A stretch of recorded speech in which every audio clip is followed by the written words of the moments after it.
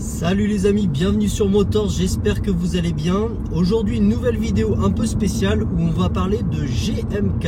Allez, c'est parti.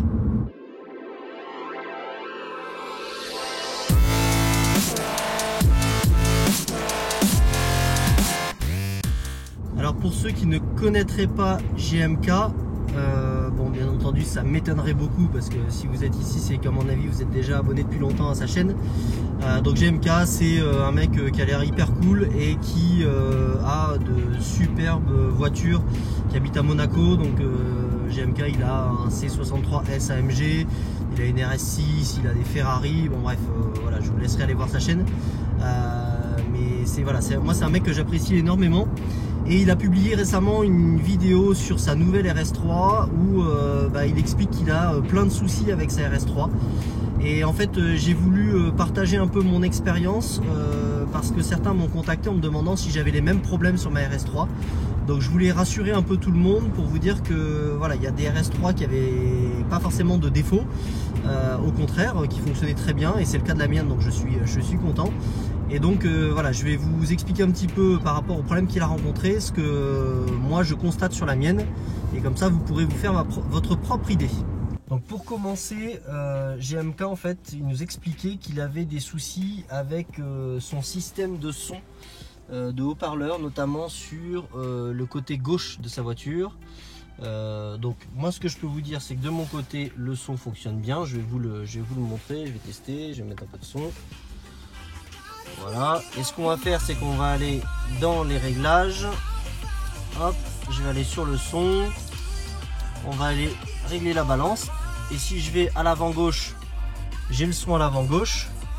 Si je vais à l'avant droite, j'ai le son à l'avant droite. Derrière, j'ai le son derrière. Je suis désolé, il fait un peu de nuit donc vous voyez pas bien. Et à l'arrière gauche, j'ai bien le son à l'arrière gauche. Donc déjà sur le premier point, sur ma RS3, pas de problème de son.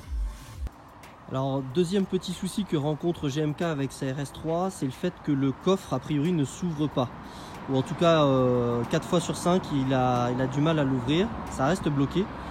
Donc moi je vais vous montrer que ici sur la mienne j'ai de la chance, le coffre il n'y a pas de problème pour l'ouvrir. Quand j'appuie dessus, il s'ouvre automatiquement. Alors automatiquement non, hein, parce que c'est un coffre manuel comme il le disait, donc ça c'est un peu cheap quand même. Ils auraient au moins pu mettre un coffre électrique. Voilà, donc c'est un coffre manuel. Je vais le refaire, vous allez voir, voilà, il s'ouvre, il n'y a pas de problème, ça ne bloque pas, il n'y a aucun souci. Voilà, je vous le refais une troisième fois. Vous voyez qu'il n'y a aucun problème sur l'ouverture du coffre. Par contre, tant que je suis sur mon coffre, je vais essayer de vous le faire entendre en espérant qu'il n'y ait pas de voiture qui passe. Essayez d'écouter un peu ce que ça donne.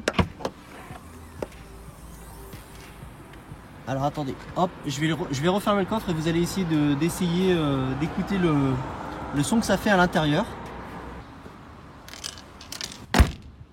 Voilà, vous l'avez peut-être un peu mieux entendu. Mais en fait, c'est comme si j'avais je sais pas, un genre de petit morceau de plastique qui se baladait à l'intérieur du coffre. Donc franchement, c'est un peu agaçant. Si certains savent comment on peut réussir à identifier ce que c'est et puis l'enlever, n'hésitez pas à me le dire dans les commentaires, ça m'intéresse. Mais en tous les cas, j'ai de la chance, au moins sur l'ouverture de coffre, je n'ai pas de problème de mon côté. Dernier point, les deux derniers points évoqués par GMK, c'est des témoins qui s'allument. Donc le premier, ça concerne le start and stop. Donc on va démarrer la voiture et je vais vous montrer ça. Donc le start and stop, de mon côté, il n'y a pas de souci. Si je vous appuie sur le bouton ici, hop, voilà, il est désactivé et ça me dit système start and stop désactivé. Donc pas de souci à ce niveau-là. Et puis ensuite, il avait donc lui un souci concernant aussi le voyant moteur. Et comme vous pouvez le voir là, j'ai aucun voyant d'allumé. Alors excepté le P de parking, hein, mais bon ça c'est normal parce que j'ai enclenché le frein à main. Mais sinon je n'ai aucun voyant moteur qui s'allume. Donc sachant que la voiture a un peu plus de 7000 km, pour l'instant je croise les doigts, mais je n'ai aucun souci, en tout cas aucun de ceux évoqués par GMK. Donc je voulais juste au moins vous rassurer là-dessus, ou ceux en tout cas qui étaient inquiets en se disant que c'était peut-être un peu la maladie des RS3. Donc je vous rassure là-dessus, pas de problème à ce niveau-là sur la mienne. Je vais terminer avec un dernier point parce qu'on me pose souvent la question aussi de savoir si j'ai un problème de bruit au niveau des freins.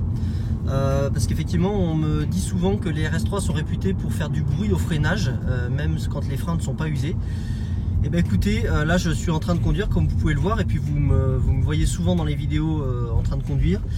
Et jusqu'à aujourd'hui, pareil, je croise les doigts, mais je n'ai toujours pas eu de problème avec les freins.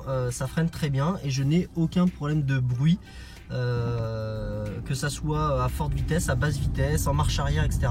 Je n'ai aucun problème sur le bruit des freins.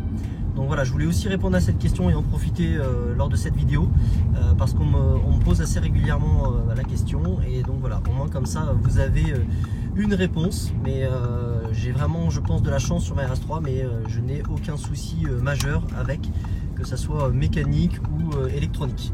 Voilà les amis, c'était une petite vidéo assez courte, mais je trouvais intéressante de la faire parce que du coup pas mal de monde se poser des questions sur la fiabilité de la RS3. Donc au moins comme ça vous avez mon retour d'expérience. Ça ne veut pas dire que c'est ce qui se passe sur toutes les RS3. La preuve c'est que GMK lui a eu des problèmes avec la sienne. Mais en tout cas moi de mon côté je n'ai pas de problème. Donc je voulais vous partager ça. J'espère que ça vous a plu. Si c'est le cas, n'hésitez pas à me le dire dans les commentaires. Et comme d'habitude, je vous invite à me retrouver sur mon compte Motors sur Instagram. Et puis d'ici là, écoutez, je vous donne rendez-vous pour une nouvelle vidéo très bientôt. Salut!